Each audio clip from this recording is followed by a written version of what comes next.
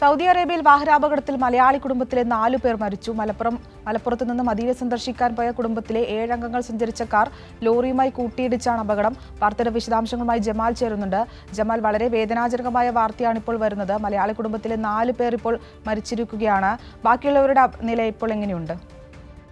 അശ്വതി, തീർച്ചയായും ഏറെ ദുഃഖകരമായ വാർത്ത തന്നെയാണ് സൗദിയിലെ മദീനക്ക് സമീപം ലഭിക്കുന്നത്. ഇവിടെ മദീനയിൽ മക്കയിലേക്ക് ഉംറക്ക് പോയ ശേഷം മദീനയിലേക്ക് പോകുന്ന മലയാളി കുടുംബമാണ് അപകടത്തിൽപ്പെട്ട് മരിച്ചത്. ഈ കുടുംബത്തിലെ 4 പേരാണ് മരിച്ചത്. മലപ്പുറം മഞ്ചേരി വെള്ളില സ്വദേശി നടുവത്ത് കളത്തിൽ അബ്ദുൽ ജലീലിന്റെ ഭാര്യ സസ്ന തോടങ്ങൽ, ഇവരുടെ 14 വയസ്സുള്ള മകൻ ആദിൽ, ജലീലിന്റെ മാതാവ് മൈമുനത്ത് കക്കങ്ങൾ എന്നിവരാണ് മരിച്ചത്.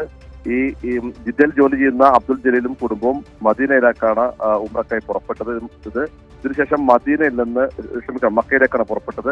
മക്കയിൽ നിന്ന് ഉംറ സന്ദർശിച്ചതിനു ശേഷം ഇവർ മദീനയിലേക്ക് പോവുകയായിരുന്നു. ഈ 7 പേരാണ് ഈ വാഹനത്തിൽ ഉണ്ടായിരുന്നത്. 3 പേർക്ക് ഗുരുതരമായി പരിക്കേറ്റിട്ടുണ്ട്.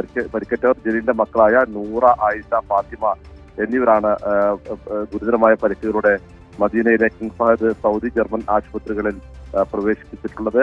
ഈ കുടുംബം സഞ്ചരിച്ച വാഹനം ഈറ്റപ്പുല്ല് കയറ്റി വന്ന ഒരു ലോറിയുമായി കൂട്ടിയിടുകയായിരുന്നു. ജിദ്ദ മദീന റോഡിൽ വാദി ഫറഹ എന്ന സ്ഥലത്ത് വെച്ചാണ് അപകടമുണ്ടായത്.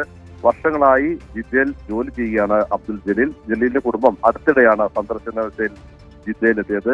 ഇവരുടെ ജലീലിന്റെ ഉമ്മ മൈമുനത്ത് ഉംറ വിസയിലാണ് ഇവിടെ എത്തിയത്. ഏതായാലും 4 പേർ മരിക്കുകയും 3 പേർക്ക് ഗുരുതരമായി പരിക്കേൽക്കുകയും ചെയ്തു.